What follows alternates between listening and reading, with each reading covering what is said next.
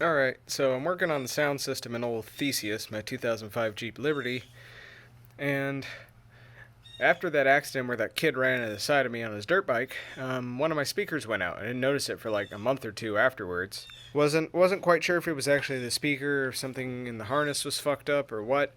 So I just decided, I drive 2 hours a day in my car commuting. It's probably worth it if I get a more decent sound system. Got some Kenwoods, I'm putting them in, and lo and behold, when I took the speaker off for the passenger front door, this magnet was stuck to the inside of the door, 6 inches away, just totally off of the back of the speaker, and all the plastic on the mount had just been blown off.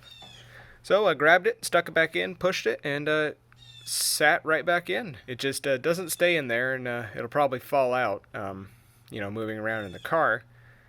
So, as a stopgap, just curiosity got the better of me. I've got some Loctite 5-minute epoxy, and I've just epoxied the absolute shit out of this thing. And the magnet is now going to be glued onto the speaker housing, and we'll pop it back in there and see if it works. Just for the hell of it. In that way, if these Kenwoods don't work out for some reason, I can go back to the OEM stuff. So we're going to let this cure for an hour or so, and we'll see how it do. I'm letting it bask in the heat of this incredibly warm incandescent light sitting over here on the scroll saw. And that should speed up the curing process a little bit. And after an hour, I'll feel good enough to put it in there and see if it works.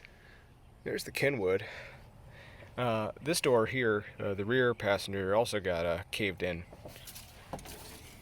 Pretty good.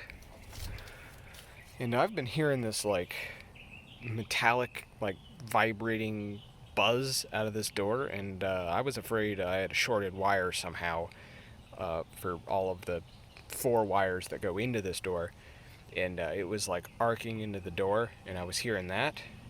But it turns out there was just a 4x4 piece of unbroken safety glass in the bottom of the door that just shattered.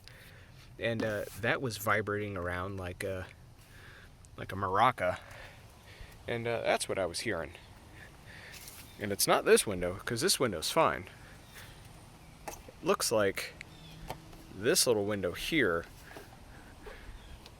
got smashed in before I got the car. As you can see, because this Safeguard logo is not as cruddy as that one. And I always noticed that this weather stripping wasn't quite right. So, looks like this window got busted by a previous owner. They probably lost their key or something. So I'm glad that was not a wiring issue, and it was just pieces of glass. Because I was able to fix that right quick. Okie dokie. Got those prepped, but we're going to slap this bad boy in there and see if it works before I have to cut these harnesses off. With any luck, I'll be lucky. Alright, she's in.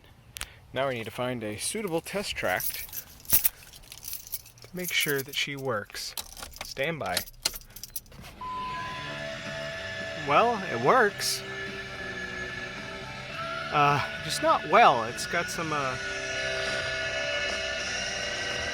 chord crackling. Yeah, this one doesn't have any bass. It's got treble, but the treble's got some crackle, and there's no bass. No bass, all treble. Yeah. Better than no speaker, I guess. Oh, here we go. This would be why the bass isn't working. Because she's doing one of those. Well, we'll see about fixing that. But in the interim, I'm just going to replace everything.